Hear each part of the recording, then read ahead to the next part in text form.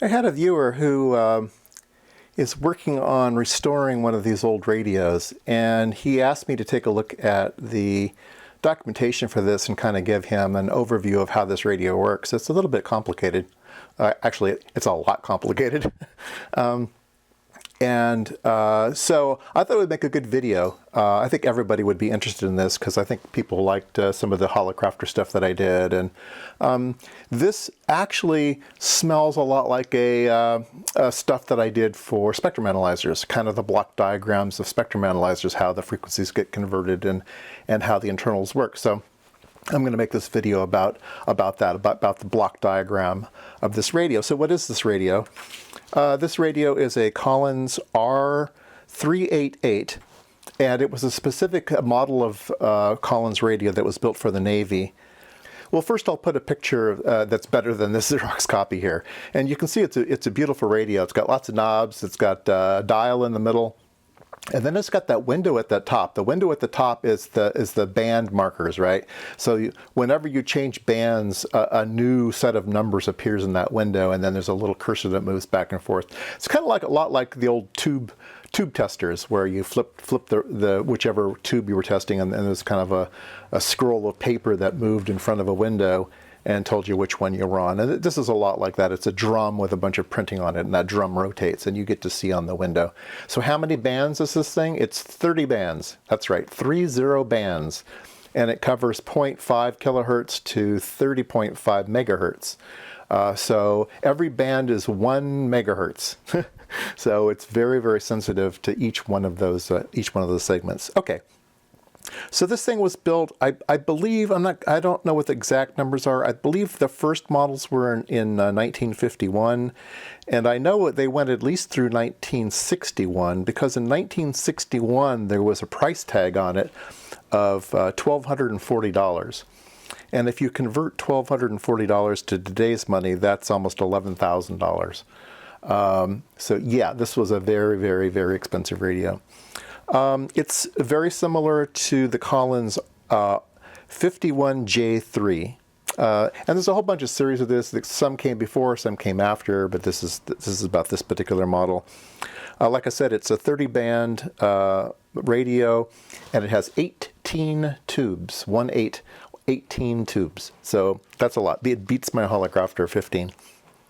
All right, so let's talk about this thing, and I'm going to go in reverse order because it makes it simpler.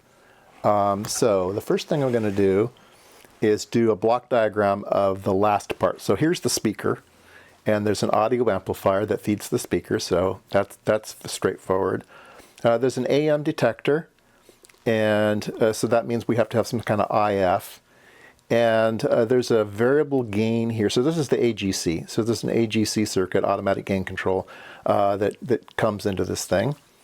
And then there's a IF filter. And it's, instead of 455 kilohertz, it's 500 kilohertz. So 500 kilohertz all the way through. The first stage is a crystal filter, and then an amplifier, and then a filter, then an amplifier, then a filter, then an amplifier, then a filter. So it's very well filtered at 500 kilohertz, all right? So I think everybody understands this, okay? There's a 500 kilohertz IF, and then a detector and a speaker. So there you go. That's the easy part. All right, so let's go to the next step. Okay, so how do we generate the 500 kilohertz? Well, the 500 kilohertz has to come from somewhere, and then we're going to mix that with a VFO. Okay, so this should look familiar, right? So what's the range of our VFO? Well, it's 2 to 3 megahertz. That's all. That's it, 2 to 3 megahertz. And so that tuning, as you turn the knob, it goes between 2 and 3 megahertz, and that's only a 1 megahertz difference. So that's why you have to have 30 bands. Each band, you can only turn the knob 1 megahertz worth, right? So now we have to figure out, how do we get 30 bands of information from a radio? Well, that was a bit complicated, so they decided, instead of doing it all in one shot, we're going to put in a transmission, and we're going to have 2 gears. We're going to have high gear and low gear, right? And so they have 2 IF frequencies into this mixer. So they have a 1.5 to 2.5 megahertz IF filter, and a 2.5 to 3 megahertz IF filter. So here's your 2 gears, right? So whatever you do up front, you can either mix it so you get 2.5 to 3.5 megahertz, and then this thing down converts, right? So 2.5 minus 2 is 0.5. This is 0.5. 3.5 minus 3 is 0.5, right? So you're down converting here. This one you have to up convert, right? So 1.5 and 2 give you half, and 2.5 and 3 give you half, right? So they decided to have two ranges. So that's the way this works. And you have to know, do you select this one or do you select this one? So that's the next part of the radio. All right. Now, on with the show. Let's see here. Okay. All right. So we have to have a mixer that you bring in a 0.5 megahertz to 30.5 megahertz. And you have to get out of this mixer either 1.5 to 2.5 or 2.5 to 3.5. That's your choices, right? And so you have to have some type of LO here, right? Okay, so the way that they did that was they had a bunch of, instead of having one LO that swept the entire range, they had a whole bunch of crystals. So it's very, very accurate. So this is all crystal controlled. So the first crystal was 4 megahertz, okay? So 4 megahertz allowed you to get the first two bands, okay? The 0.5 to 1.5 and 2.5 to 3.5 with just the 4 megahertz. You can imagine that, right? 4 gives you everything from 1.5 to 3.5. Okay. All right. Then the next band, the next crystal oscillator will be 6. And that will give you the next two bands, high and low, And then 8 megahertz is the next crystal. So these little stars on top denote that it's a crystal, okay? So there's a 4 megahertz crystal, 6 megahertz crystal, 8 megahertz crystal. That gives you the next two bands. Then there's a 10 megahertz crystal. Then there's a 12 megahertz crystal, okay? So you see where we're going here. Then there's a 14 megahertz crystal. Then there's a no crystal. We need 16 megahertz, so we're going to use this crystal and take its second harmonic. Okay, so 2 times 8. Okay, so we're going to use the second harmonic of this one, so it reuses this crystal. Then we need 18. We're going to use a 9 megahertz crystal, but we're going to use the second harmonic. So we've introduced a new crystal. So we've got all these crystals, and now we've introduced a 9 megahertz crystal. 2 times 9 is 18. Now we need 20, which is 2 times 10. We already have a 10. And then we're going to have 22. So we need 2 times 11. So we're going to get an 11 megahertz crystal. So that's another crystal. Then 24 is 2 times 12. We already have a 12. 26 is 2 times 13. Oops, now we need another crystal, 13. And then we have to have 28, which is 2 times 14. We already have a 14. And then we need 30 megahertz, which is 3 times 10. But instead of 10, they use 10.6. I don't know why. I haven't figured that out yet. But anyway, it's 3 times 10.6. So the crystals are 4, 6, 8, 10, 12, 14, 9, 11, 13, and 10.6. So that's a lot of crystals in a radio. That's a lot of crystals. So those are all in there. Like I said, each crystal is 2 bands, high, low. All right, so the last part is the input, and so it's the pre-selector, band selector, all the filtering that goes on in the front of a radio. All right, so it's all broken up into bands. So the first band is 0.5 to 1.5, and so it goes through a filter, and then an amplifier, and then a second filter, and then an amplifier. Okay, so that's the first one, and then the second one is 1.5 to 2.5 filter, and then just a wire here, so they just go straight through. There's nothing over here. Then the next one is 2.5 to 3.5, and then straight through. Then the next one is 3.5 to 7.5, and then it goes through a double filter and then out.